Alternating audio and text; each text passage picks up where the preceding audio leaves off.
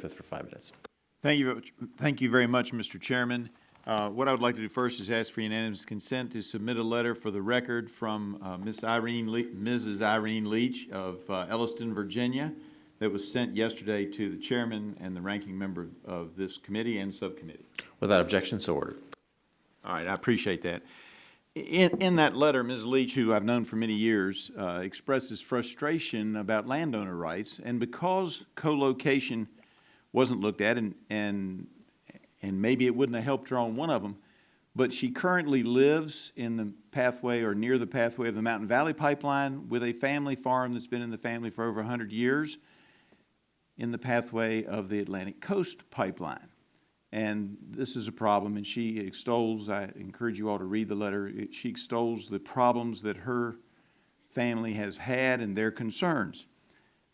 On top of that, I've heard from numerous constituents, but most importantly, and refresh the committee's mind, they've heard this before, and Ms. LaFleur, you've probably heard it before too, but when Mountain Valley first came to the area, I learned about it when a member of the Board of Supervisors in one of the affected counties called me and said, Morgan, there are surveyors all over the county saying that there's some kind of a gas pipeline coming through. What do you know?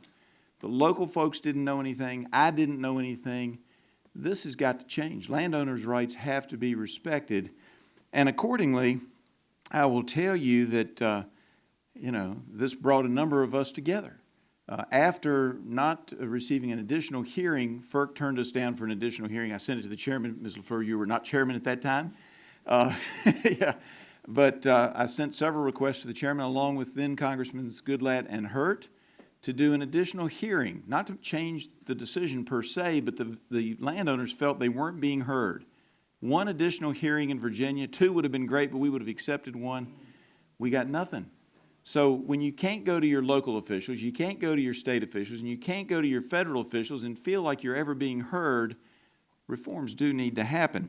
Accordingly, Tim Kaine and I introduced similar, not identical, but similar legislation in the House and the Senate. Whenever you can bring Tim Kaine from his side of the political spectrum and Morgan Griffith from my side of the political spectrum together, you've done something. I'm not sure it's a good something, but you've done something.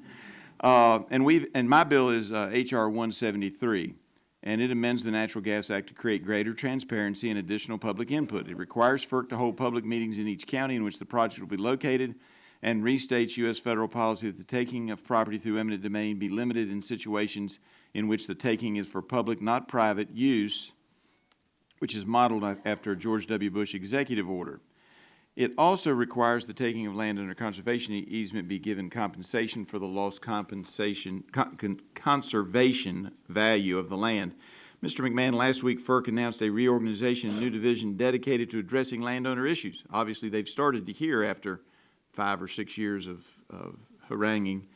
Do you support FERC's actions to process filings by affected landowners more quickly? I do. And you want it to be simpler, correct? Yes, I think that it's a good thing that they address those issues quicker. I think where it gets complex is, from going back, my predictability and stability is if you've got landowner issues that are getting resolved before the environmental issues, you still don't know what the final outcome is going to be unless they're both kind of done on the same course. And I appreciate that. I mean, clearly landowners need to feel like they're at least being heard and some of their concerns are being addressed. And when you get a blank stare or no answer for a long period of time, that does not help the landowner. Are there other steps that FERC or Congress could take to improve the process to further address landowner concerns? And I'll raise that for anybody who wants to address it. Start with you, Mr. McMahon, and then Ms. LaFleur. I think one of the things is the industry is evolving, and we still have to get better. We can't say anything but that.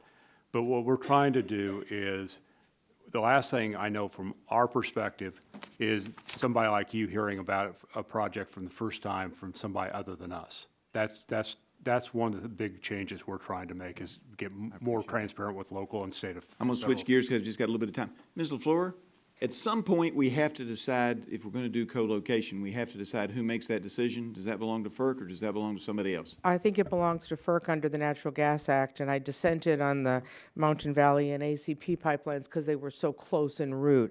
I think the step FERC took last week is a good step, assuming they follow through. It basically just does the rehearings faster so landowners can appeal, but I think there's a lot more that has to be done to make sure that the construction permits and eminent domain is sequenced to protect landowner rights. Gentleman's time has expired. The chair now recognizes the gentleman from Maryland, Mr. Sarver.